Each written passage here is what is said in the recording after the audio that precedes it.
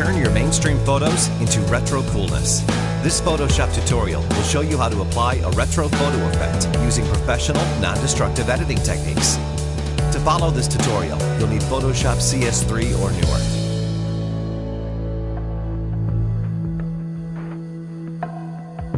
newer. Start this tutorial by opening a photo into Photoshop. Duplicate the layer by pressing Ctrl-J or Command-J on a Mac.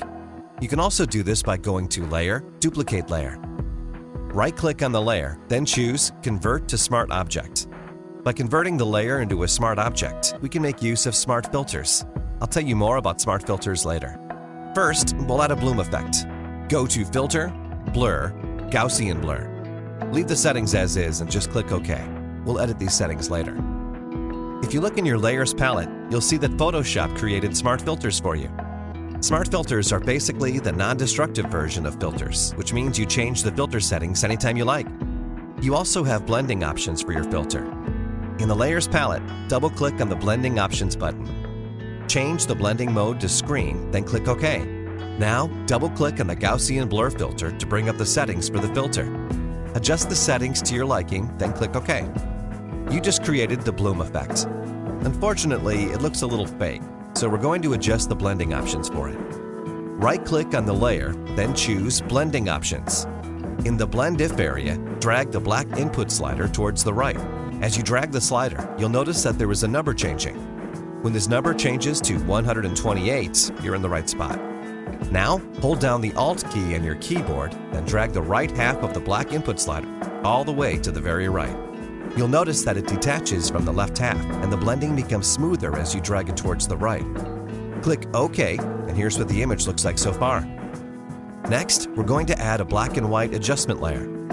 In the Layers palette, click on the New Adjustment Layer button, then choose Black and White. Change the blending mode of this layer to Overlay. In the Adjustment palette, change the settings as you like. If you don't see this palette, go to Window, Adjustments to bring it up. If you click on this button here, you can directly select a point in the image that you want to adjust. So let's say we want to make this guy's face brighter. Just click, then drag to the right. And now I want to make the sky darker.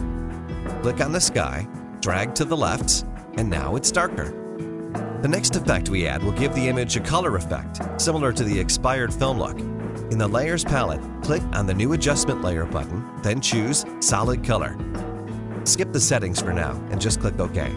We'll go back to change it later. Change the blend mode of this layer to Exclusion. Reduce the opacity to around 25%. Now double-click back on the layer and pick any color you like. I'm going to pick this cyan color here. Click OK to apply the changes.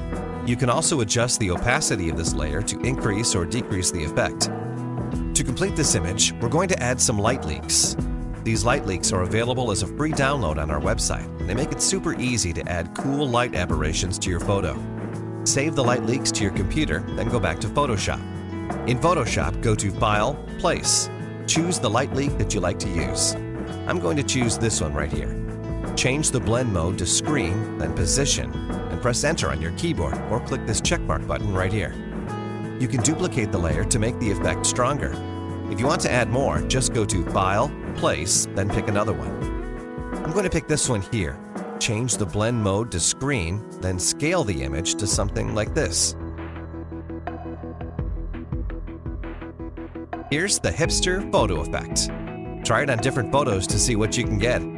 Remember that everything we did is non-destructive, so you can go back to edit the settings anytime you want. For example, let's say I want to adjust this light leak a little bigger. Maybe I'll change the color a little bit.